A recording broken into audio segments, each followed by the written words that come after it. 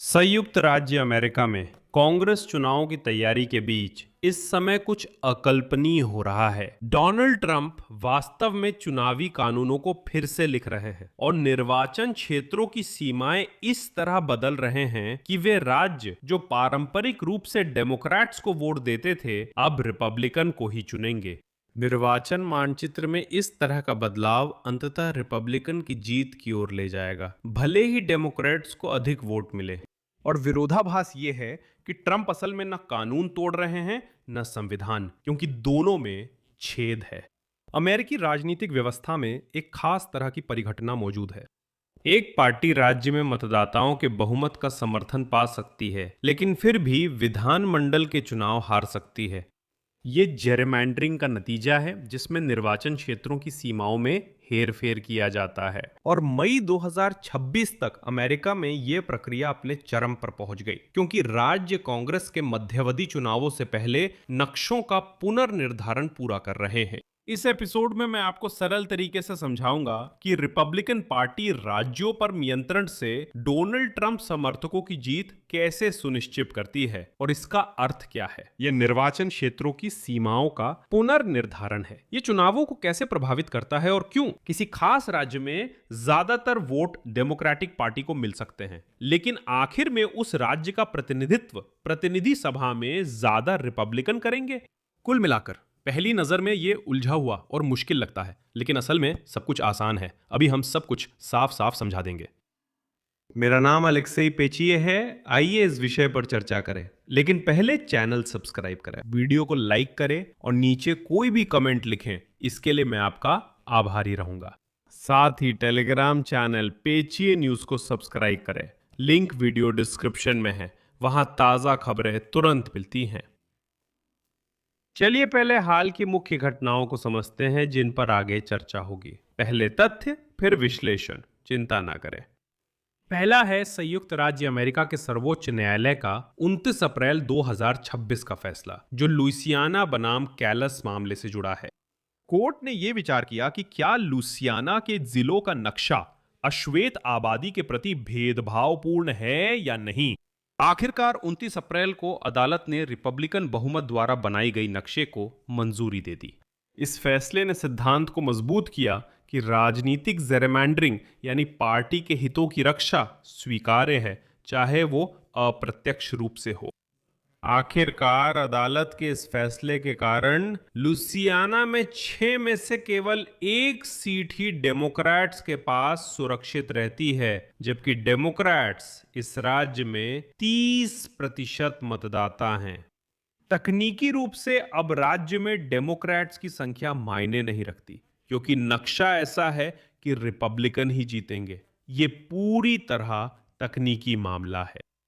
तो ये सब कैसे काम करता है? 2 तरीके हैं जिनकी मदद से चुनावी नक्शों में हेरफेर किया जा सकता है, और ये सब जेरेमैंडरिंग से जुड़ा है। एक तरफ है क्रैकिंग और दूसरी तरफ है पैकिंग, और अब मैं समझाऊंगा कि इसका क्या मतलब है। इस जटिल प्रक्रिया को समझाने के लिए मैं कुछ आसान उदाहरण दूंगा, जिससे आपको समझ आ जाएगा। सोचिए आप मैराथन में दौड़ रहे हैं, सबसे तेज है, और आपके समर्थक स्टैंड्स पे जोर से चिल्ला रहे हैं। आपको सबसे ज्यादा समर्थन मिल रहा है, आप साफ तौर पर सबसे आगे निकल रहे हैं, लेकिन अंत में जज कहता है किसी और ने जीत हासिल की है। आप सोचते हैं क्यों? क्योंकि रेस शुरू होने से पहले उसी जज ने आपके प्रतिद्वंदी के लिए फिनिश लाइन को आगे खिसका दिया था, यानी उसने उसके लिए जीत को ज्यादा आसान बना दिया। खेल के नियम अचानक बदल गए, लेकिन आपको इसका पता ही नहीं चला। तो आपको लगा दौड़ सामान्य है, सपोर्ट है, आप सबसे अच्छे हैं, फिर भी जीत कोई और दिया। यही आप थे। ये अजीब लगता है, लेकिन मैं बताऊंगा क्यों और समझाऊंगा कि अमेरिका में ये निर्वाचन क्षेत्रों के उदाहरण से कैसे काम करता है। मान लीजिए आपके पास एक राज्य है जहां 60% लोग लाल वालों यानी रिपब्लिकन के लिए वोट करते हैं और 40% लोग नीले वालों यानी डेमोक्रेट के लिए।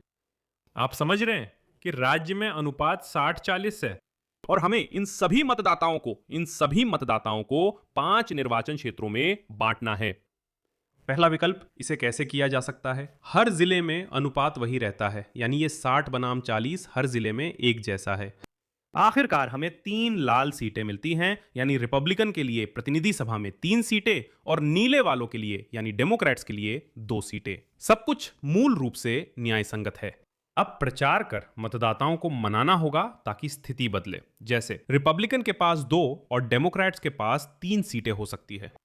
लेकिन एक दूसरा विकल्प भी है। यही वो जेरीमैंडरिंग है जो पैकिंग यानी पैकिंग के जरिए किया जाता है। ये कैसे किया जाए? यहीं से जादू शुरू होता है जो डोनाल्ड ट्रंप कर रहे हैं। मतलब हम सभी नीले मतदाताओं को लेते हैं और उन्हें एक ही क्षेत्र में डाल देते हैं। वहां वे 99% के परिणाम के साथ जीतते हैं। आपको एक ऐसा क्षेत्र मिलता है जहां 40% नीले नहीं बल्कि लगभग 100% होते हैं। खबर अच्छी है ना? लेकिन ऐसा नहीं है, क्योंकि बाकी बचे 4 क्षेत्रों में लालों की संख्या थोड़ी बढ़ जाती है और वे सभी 4 सीटें 55% के परिणाम के साथ जीत लेते हैं, यानी थोड़ा सा आधे से ज्यादा, फिर भी वे जीत जाते हैं। अमेरिका में यह प्रथा है कि हर राज्य से एक निश्चित संख्या में उनके प्रतिनिधि अमेरिकी कांग्रेस की प्रतिनिधि सभा में चुने जाते हैं। आमतौर पर यह संख्या मतदाताओं के बराबर होती है। हर निर्वाचन क्षेत्र तय करता है कि वो किसे अमेरिकी कांग्रेस में अपना प्रतिनिधि बनाएगा। आखिरकार 3 जिले लाल और 2 जिले नीली पार्टी के पक्ष में थे। अब नीली पार्टी को 40% समर्थन है। राज्य स्तर पर स्थिति समान है, लेकिन संसद में उनके पास 5 में से केवल 1 सीट है। वोइला, अब स्कोर 4 बनाम 1 है। जीत लाल पार्टी की हुई, जबकि पहले ये 3 बनाम 2 था। एक तरीका और है जो उल्टा है, सीमाएं फैलाना। इसे क्रैकिंग कहते हैं। हम वही राज्य लेते हैं, वही 5 जिले और वही वोटों का बंटवारा 60 बनाम 40। और अब हम वो इलाका लेते हैं जहां नीले यानी डेमोक्रेट समर्थक रहते हैं और उस जिले को 4 हिस्सों में बांट देते हैं। हर हिस्से को हम एक बड़े ग्रामीण इलाके से जोड़ देते हैं जहां लाल यानी रिपब्लिकन समर्थक रहते हैं। आखिरकार नीले चारों ओर से घिर जाते हैं, जिससे 5 की बजाय 4 जिले बचते हैं और वे अल्पसंख्यक हो जाते हैं। अब उनके पास एक भी सीट नहीं है। डेमोक्रेट्स वहां है, वोट देंगे पर जीत नहीं सकते। 0 सीटें। पहले राज्य से 5 सीटें थीं, अब 4 रह गई हैं, लेकिन अब वे सभी पक्के तौर पर लाल हैं। और बात यह है कि ये कोई थ्योरी नहीं है, ये टेक्सास और फ्लोरिडा की असली खबरें हैं। अब मैं हकीकत समझाता हूं। जनगणना के बाद टेक्सास को कांग्रेस में अतिरिक्त सीटें मिली। इस राज्य की विधानसभा को नियंत्रित करने वाले रिपब्लिकन पार्टी ने निर्वाचन क्षेत्रों का नक्शा ऐसे बदला कि लाल निर्वाचन क्षेत्रों की संख्या 22 से बढ़कर 25 हो गई। और ये जरा सोचिए, कांग्रेस में 3 अतिरिक्त सीटें हैं। डैलस और ह्यूस्टन के उपनगरों में जिलों की सीमाएं ऐसे जिगजैग में खींची गई ताकि तेजी से बढ़ती जातीय समुदायों को उदारवादी इलाकों से अलग किया जा सके। एक और उदाहरण, अप्रैल 2026 में फ्लोरिडा के गवर्नर रॉन डेसैंटिस का अपडेटेड नक्शा लागू हुआ। इसके विपरीत 5वां निर्वाचन क्षेत्र, जो ऐतिहासिक रूप से अल्पसंख्यकों को अपना उम्मीदवार चुनने देता था, समाप्त कर दिया गया। और विशेषज्ञों के विश्लेषण से पता चलता है कि यह बदलाव रिपब्लिकन पार्टी को अमेरिकी प्रतिनिधि सभा में 4 अतिरिक्त सीटें देता है, बिना मतदाताओं की पसंद बदले। यानी एक बार फिर से, अमेरिकियों की सोच में ज्यादा बदलाव नहीं आता, नक्शे बदलते हैं और हेर फेर से कांग्रेस में 4 सीटें बढ़ जाती हैं। यानी किसी को भी अलग तरह से वोट देने के लिए मनाने की जरूरत नहीं है, कोई प्रचार करने की जरूरत नहीं है वगैरह नहीं। बस ऐसे ही रिपब्लिकन पार्टी को कांग्रेस में 4 और सीटें मिल जाती है, चाहे चुनावी रुझान वैसे ही रहे। ये रिपब्लिकन पार्टी को चुनाव में कैसे मदद करेगा? असल भूमिका भौगोलिक फैक्टर की है। डेमोक्रेट समर्थक शहरों में घनी आबादी में रहते हैं, इससे उनके वोट जिलों में आसानी से जुड़ जाते हैं, जबकि ट्रंप समर्थक बिखरे रहते हैं और ग्रामीण जिलों पर कब्जा करना आसान होता है। इसके अलावा 50 में से 28 राज्यों में दोनों विधायी सदनों पर रिपब्लिकन पार्टी का नियंत्रण है और यही लोग जनगणना कराते हैं, यही लोग चुनावी नक्शे बनाते हैं। डोनाल्ड ट्रंप ने अपने कार्यकाल में 234 संघीय न्यायाधीश नियुक्त किए। आज अदालतों का नेटवर्क डेमोक्रेट्स के मुकदमों को खारिज करता है और जिलों की पुनर्रचना को वैध राजनीतिक संघर्ष मानता है। और अब मुख्य विरोधाभास। वर्तमान गणनाओं के अनुसार रिपब्लिकन पार्टी देश भर में डेमोक्रेट्स से 4% कम समर्थन के बावजूद प्रतिनिधि सभा पर नियंत्रण हासिल कर सकती है। एक बार फिर से, वे कुल मिलाकर चुनावों में वास्तव में कम वोट प्राप्त कर सकते हैं, लेकिन फिर भी उन्हें प्रतिनिधि सभा में अधिक सीटें मिलेंगी। ये ऐसी स्थिति पैदा करता है जिसमें विधायी एजेंडा पूरी तरह से डोनाल्ड ट्रंप के समर्थकों के नियंत्रण में होगा। संघीय कार्यक्रमों की फंडिंग की समीक्षा इन लाल राज्यों के पक्ष में की जाएगी।